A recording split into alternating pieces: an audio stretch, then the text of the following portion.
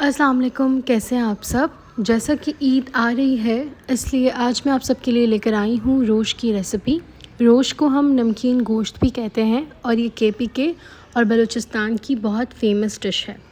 रोश actual में तो दुम्बे के गोश्त से बनता है, लेकिन इसको आप मटन या बीफ से भी बना सकते हैं।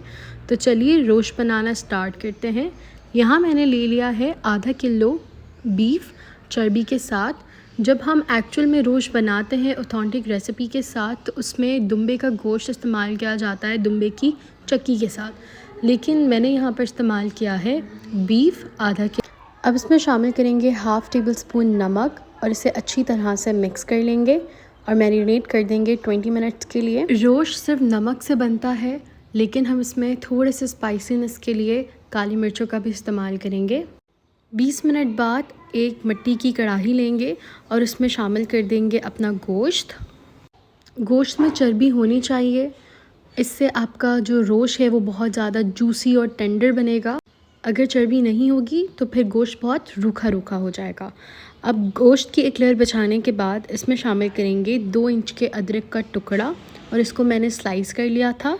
साथ ही जाएंगे 2 अदद मीडियम साइज़ के टमाटर, 4 अदद हरी मिर्चें थोड़ी स्पाइसीनेस के लिए, और साथ ही जाएगा 1 प्याज और 1 मीडियम साइज़ का आलू कम्प्लीटली ऑप्शनल है, हमारे घर में पसंद किया जाता है।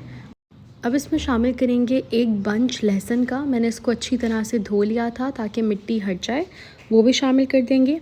साथ ही जाएगा 8 से 10 अदद काली मिर्चें और ऐड कर देंगे पानी 1 गिलास भरकर, और इसको ढककर पकाएंगे 2.5 घंटे के लिए, जब तक आपका गोश्त अच्छी तरह से गल नहीं जाता। हमारा रोश बन के रेडी हो चुका है। 2.5 घंटे के बाद आप चेक कर सकते हैं इसकी बोटी गल चुकी होगी। आप रोश को खा सकते हैं नान के साथ, रोटी के साथ। ये बहुत मज़े का लगेगा। इस रेसिपी को ज़रूर ट्राई कीजिएगा। वीडियो पसंद आए तो चैनल को सब्सक्राइब कीजिएगा, वीडियो को लाइक कीजिएगा और कमेंट कीजिएगा।